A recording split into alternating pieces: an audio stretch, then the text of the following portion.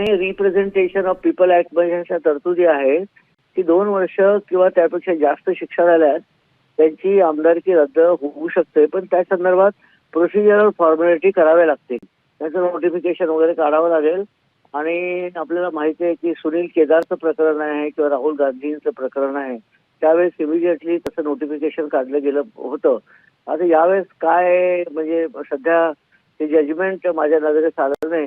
यांना एक दुसरा पर्याय म्हणजे तातडीने उच्च न्यायालयात दाद मागता येईल आणि उच्च न्यायालयाने समजा त्यांना स्टे दिला त्या शिक्षेला, तर मग त्यांची आमदारकी राहू शकेल. तर हे हा पुढचा भाग आहे. तर आपण बघूया आता काय होते या प्रकरणात. उच्च न्यायालयाने याचिका तातडीने दाखल करून घेतली नाही तर मग पुढे काय होईल? राजीनामा तातडीने द्यावा लागेल का कोकाटेंना?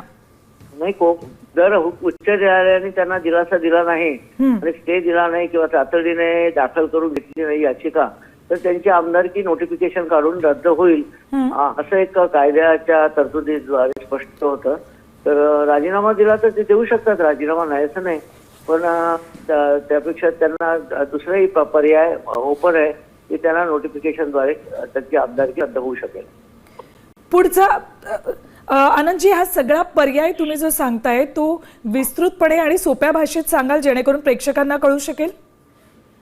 सोप्या भाषेत सांगायचं म्हणजे लोकप्रतिनिधित्व कायदा 1951 यामध्ये कलम 8 मध्ये अशा तरतुदी आहेत की एखाद्या आमदाराला 2 वर्षाची किंवा त्यापेक्षा जास्त एक क्रिमिनल ऑफेन्समध्ये गुन्ह्यामध्ये शिक्षा झाल्यास त्यांची आमदारकी जाण्यासंदर्भात म्हणजे आमदार राहणार नाही ते, अशा तरतुदी आहेत.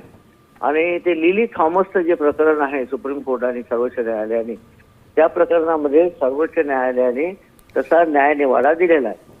आणि त्यान्वये आपल्या महाराष्ट्रामध्ये सुनील केदारांचं एक प्रकरण आहे आणि केंद्रामध्ये राहुल गांधीचं